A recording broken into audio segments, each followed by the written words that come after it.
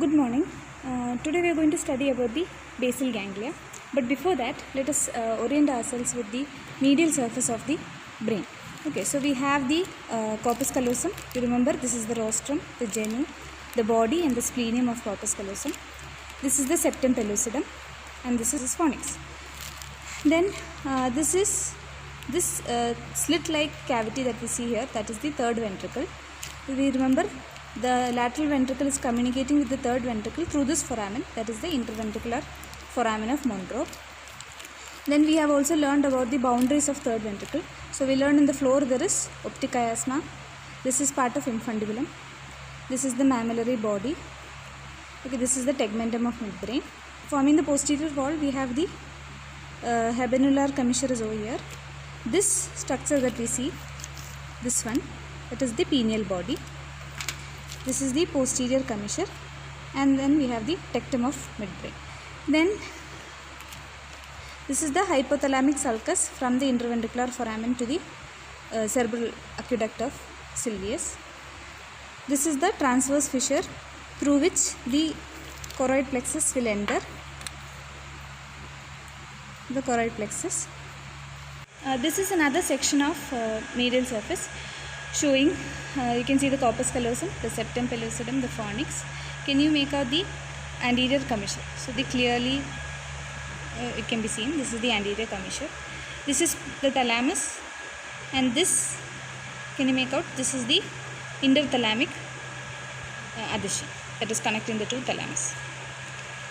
Basal ganglia are a group of subcortical grey matter that is seen deep within the cerebral hemisphere. Basal ganglia is a part of the extrapyramidal system and it consists of corpus striatum, the amygdaloid body and the claustrum. So corpus striatum in turn can be subdivided into the lentiform nucleus and the caudate nucleus. So caudate nucleus and lentiform nucleus together forms the corpus striatum. Then we have the amygdaloid body and the claustrum, which cannot be seen in this picture. Functionally, the basal ganglia also consists of the subthalamus. So this is the subthalamus. And this is the substantia nigra. The corpus striatum is situated lateral to the thalamus. So this yellow colored structure, this is the thalamus. The corpus striatum is situated lateral to the thalamus. And we have already studied about the V-shaped band of white matter, the internal capsule. So that separates the caudate nucleus and lentiform nucleus. But they are connected at the anteroinferior end. That is the head of caudate nucleus. Head of caudate nucleus is connected at its anteroinferior end with the putamen by a band of grey matter which is passing through the white matter of internal capsule, through the anterior limb of internal capsule. So this band gives this entire mass of grey matter a striated appearance, and that is why the name corpus striatum. So coming to the caudate nucleus is a comma shaped mass of grey matter that is having a head, a body and a tail. And the caudate nucleus projects into the cavity of the lateral ventricle. So the head, body and tail forms different relations for different parts of the lateral ventricle. We will be studying it later in detail. And the tail tapers and ends topographically in a almond shaped mass of grey matter that is called amygdaloid body. Amygdaloid body, it is primarily a component of the limbic system. So that is about the caudate nucleus. This is a horizontal section that is taken at the level of interventricular foramen. So in this picture we can see the arrangement of the internal capsule that is seen between the head of caudate nucleus and the thalamus medially and the lentiform nucleus laterally. So the lentiform nucleus is a lens-shaped mass of grey matter that is seen lateral to the internal capsule. The lentiform nucleus is divided by a thin layer of white matter that is called external medullary lamina into two parts. The lateral part is darker in appearance and it is called putamen, It is called putamen. And the medial part is more paler in appearance, and it is called globus pallidus. So it is the external medullary lamina that divides the lentiform nucleus into an outer putamen and an inner globus pallidus. And an internal medullary lamina, can you see here? This is the internal medullary lamina that divides the globus pallidus again into an inner segment and an outer segment. So we have the external and the internal medullary lamina which divides the lentiform nucleus into the inner and outer segment and the putamen. Further lateral to the lentiform nucleus, we can see a layer of white matter, and that is called the external capsule. So the lentiform nucleus is bounded on the medial aspect by the internal capsule and on the outer aspect by the external capsule. Lateral to the external capsule, we can see a thin sheet of grey matter. This is the thin sheet of grey matter that is called claustrum. That is also belonging to the basal ganglia. But the function of claustrum is not very clear. Further lateral to the claustrum, we have another layer of white matter, and that is called extreme capsule. It is actually the white matter of insula. This is the insula. You can make out the opercula, and this the submerged part of the cortex, that is the insula. So this is actually the extreme capsule is actually the white matter of insula, and outer to that you have the insular cortex. So from medial to lateral, we have the internal capsule, we have the lentiform nucleus, we have the external capsule, the claustrum, the extreme capsule, and the insular cortex. This is how the basal ganglia is arranged when we take a horizontal section. So as I was telling you, the lentiform nucleus has got two parts. There is a putamen and there is a globus pallidus. The putamen is darker staining and globus pallidus is paler staining. The caudate nucleus is structurally and functionally more similar to the putamen than the globus pallidus, and it is more recent in development.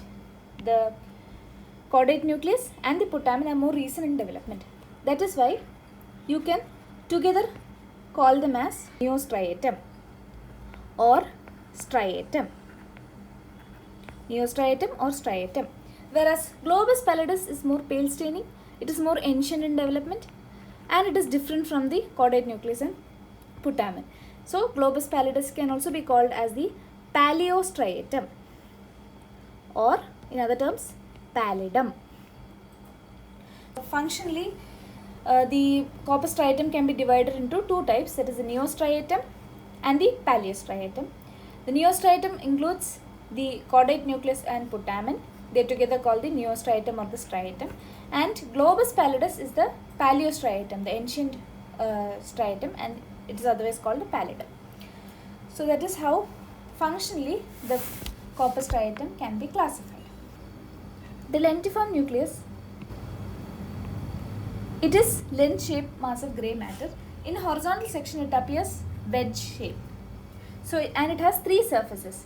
There is a lateral surface, there is a medial surface, and there is an inferior surface which cannot be appreciated in this diagram. The lateral surface is related to the external capsule that we have already seen, and it is grooved by the lateral striate arteries, which are branches of middle circular artery. The medial surface is more convex, and the convexity is directed towards the genu of the internal capsule. So that is about the medial surface, whereas the inferior surface, it is related to the sublentiform part of internal capsule. So we have learned about the 5 parts of internal capsule. We have learned about the sublentiform part, which is passing below the lentiform nucleus. So the inferior surface of lentiform nucleus is related to the sublentiform part of internal capsule and the anterior perforated substance. So this is the medial surface. You know, this is the lateral ventricle, this is the anterior horn, and this is the posterior horn. Now if we are opening up the lateral ventricle like this, so we have cut through and opened the lateral ventricle, you know this is the thalamus. This is the part of diencephalon, this is the thalamus. Lateral to it, this structure that we can see, that is caudate nucleus. Okay, so this is the caudate nucleus. Caudate nucleus is C-shaped structure that is having a head, body and tail. So this is the head of caudate nucleus, that is the part in front of the interventricular foramen. So we have the interventricular foramen. The part of caudate nucleus in front of interventricular foramen is going to be the head of caudate nucleus, and it is forming a relation in the anterior horn. Can you see? It is forming a relation in the anterior horn of lateral ventricle. That is forming a lateral relation. So on the lateral wall of the anterior horn of lateral ventricle. So that is about the head. Coming to the body is C-shaped. It is getting curved downwards and it is extending towards the temporal lobe. So this is the curved body, and it is forming a relation for the floor of the central part of lateral ventricle. It is forming a lateral relation on the floor. So when we learned about the floor of lateral ventricle, we learned 4 relations. That is from lateral to medial. We have the body of caudate nucleus. Then we have 2 delicate structures, that is this tract that can be seen. This is the stria terminalis, and this blue faint vein that can be seen is the thalamostriate vein. So stria terminalis and thalamostriate vein, and then further medially we have the thalamus, the upper surface of thalamus. This stria terminalis, if you trace it, it is a bundle of nerve fibers that is arising from the amygdala. So amygdala is seen over here. In this region amygdala is seen. From there the stria terminalis fibers are arising, curving around the thalamus, going upwards and going towards the septal region and the anterior commissure. So that is part of limbic system. So that you will learn when you are learning the limbic system. So that is stria terminalis and thalamostriate vein is seen in the groove between the body of caudate nucleus and the thalamus. So the body is curved, and we can see it is extending towards the inferior horn of lateral ventricle. So it ends in a tail. It gets tapered to form a tail, and tail is related to the roof of the inferior horn of lateral ventricle. It is related to the roof of the inferior horn of lateral ventricle. So this is part of fornix. This is the continuation of fornix.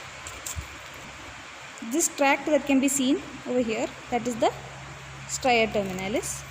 Okay, so this is the hippocampus. This tooth-like process is the dentate gyrus, and closely related to the hippocampus over here in this region we will get the almond-shaped mass of grey matter, that is the amygdaloid body, and that is a part of limbic system. So what I have done is I have taken a section, horizontal section at the level of interventricular foramen. So this is how it looks.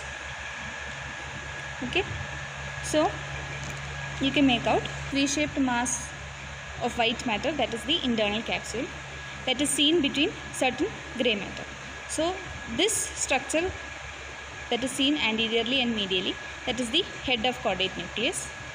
Then further medially and posteriorly, this is the thalamus, and lateral to the internal capsule, this lens-shaped structure is the lentiform nucleus. Caudate nucleus we just saw is a comma-shaped mass of grey matter, and that is head, body and tail for caudate nucleus. So at this section we will see the head of caudate nucleus is related to the internal capsule. Coming to the lentiform nucleus, it is a lens-shaped mass of grey matter that is seen lateral to the internal capsule. If you take a horizontal section, it appears to be wedge-like, this is the base of the wedge that is facing laterally. It is having 3 surfaces, that is lateral surface, medial surface and inferior surface.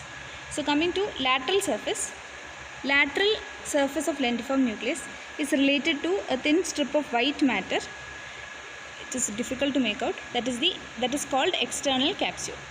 So we have the lentiform nucleus. Lateral to the lentiform nucleus we have the external capsule, and further lateral to the external capsule there is a thin sheet of grey matter that is called claustrum.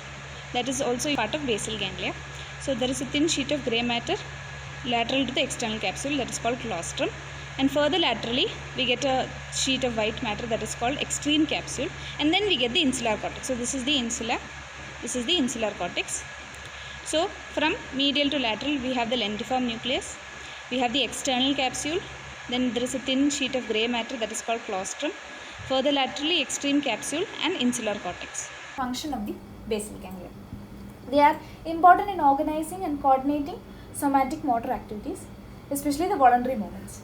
Okay, and they are also involved in automatic associated movements like the swinging of the arms when we walk. Okay, so these are responsible for the automatic associated movements, and they help in planning and programming the voluntary motor activities. The input region in the basal ganglia is the striatum, that is the caudate nucleus and putamen. That is the input region in the basal ganglia, whereas the output region is the globus pallidus and substantia nigra.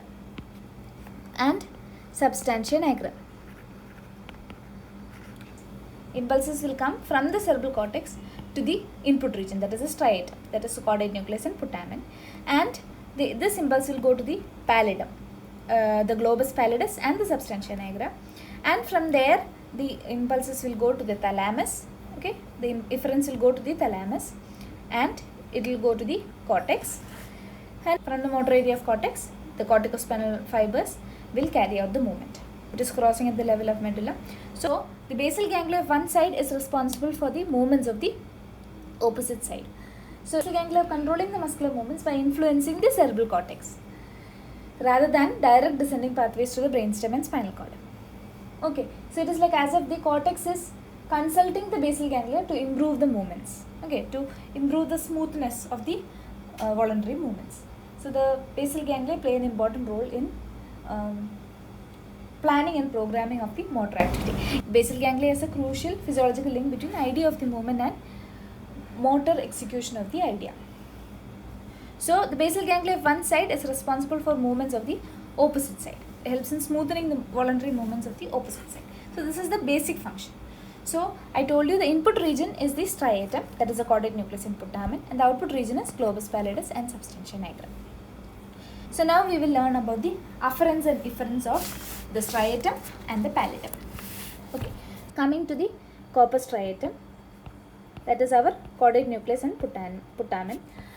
The afferents are coming from three structures, that is from the cerebral cortex, from the thalamus, and from the substantia nigra. So the fibers will be accordingly corticostriate pathway. Okay, there is corticostriate fibers, there is thalamostriate fibers and nigrostriate fibers, the nigrostriate fibers. So of this, corticostriate fibers are stimulatory to the striatum, thalamostriate fibers are also stimulatory, and nigrostriate fibers are inhibitory, containing dopaminergic neurons. So they are inhibitory to the striatum. So that is about the afferents to this thing. So you can see from the cerebral cortex you have the corticostriate fibers, then we have the thalamostriate fibers, then we have the nigrostriate fibers. That is about the afferents. What about the efferents? Efferents from the striatum, it has to go to the pallidum. Okay, so the efferents are going to the globus pallidus and to the substantia nigra. So how will you name the fibers? We have striatopallidal fibers and striatonigral fibers. Okay, so we have the striatopallidal fibers and striatonigral fibers. Both these fibers are inhibitory. Okay, so that is about the efferents from the corpus striatum. Afferent fibers are corticostriate fibers, the thalamostriate fibers and the nigrostriate fibers.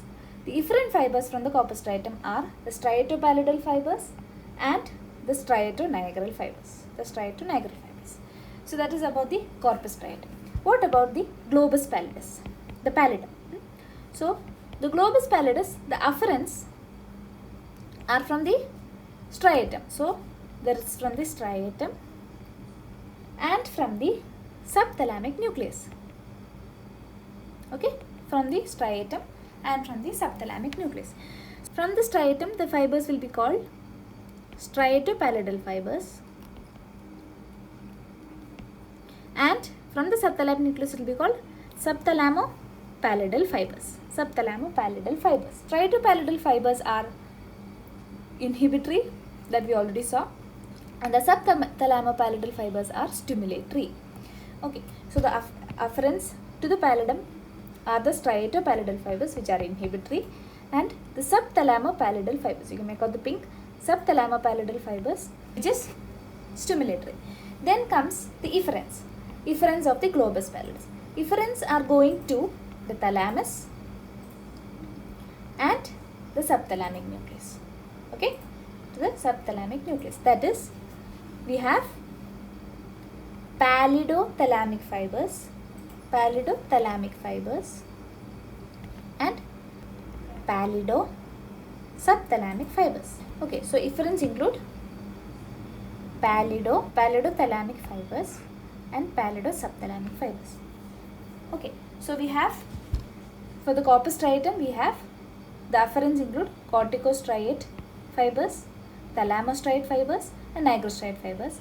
The efferents from the corpus striatum is going to the pallidum. So we have the striatopallidal fibers and striatonigral fibers. For the globus pallidus, the afferents are from the striatum and from the subthalamic nucleus. So we have the striatopallidal fibers and subthalamopallidal fibers. And efferents are going to the thalamus and subthalamic nucleus. So that is the pallidothalamic fibers and the pallidosubthalamic fibers. So that is about the afferents and efferents. From the thalamus, the fibers are going to pass to the cerebral cortex, to the motor area of cerebral cortex, and motor activity is going to be carried out by the corticospinal and the corticonuclear fibers. The efferents of globus pallidus, that is also called the pallidofugal fibers. That is going away from the pallidum. We saw it is going to the thalamus and the subthalamic nucleus. There are 4 types of fibers. First set of fibers are called the fasciculus lenticularis. Fasciculus lenticularis arises from the inner segment of globus pallidus, and it traverses the internal capsule and it enters the subthalamic region. Okay, so it traverses the internal capsule and it enters the subthalamic region. So that is the fasciculus lenticularis.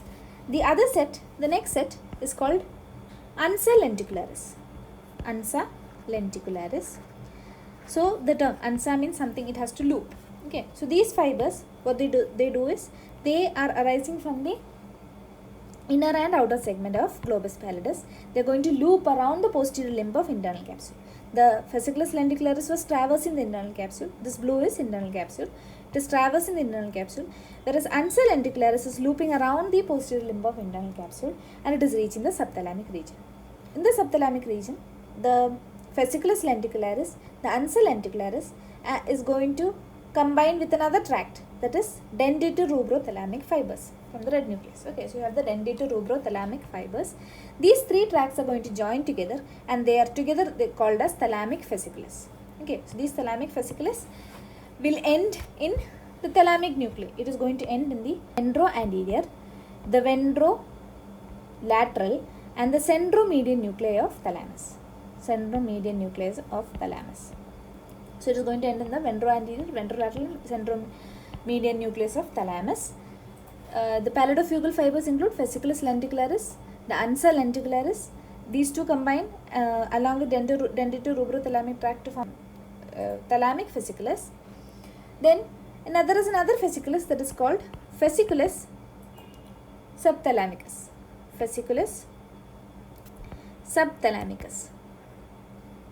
That consists of reciprocal fibers between the globus pallidus and subthalamic nucleus. Subthalamopallidal fibers and pallidosubthalamic fibers.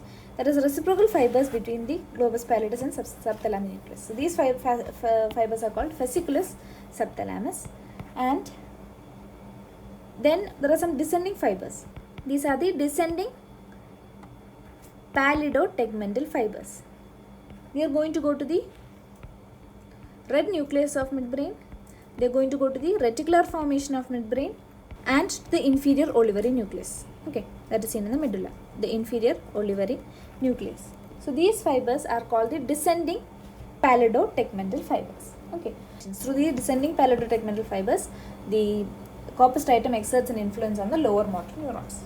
Okay, so it is going to the red nucleus, the reticular formation of midbrain and inferior olivary nucleus. The thalamic fasciculus is going to go to the ventroanterior, ventrolateral and centromedian nucleus. From there it is going to go to the cortex via the thalamic radiations, and from the motor cortex the fibers or corticospinal and corticonuclear fibers are going to create the movement. Okay, so it is like the cortex is consulting the basal ganglia to improve the voluntary movements. So what happens when there is disorders of basal ganglia?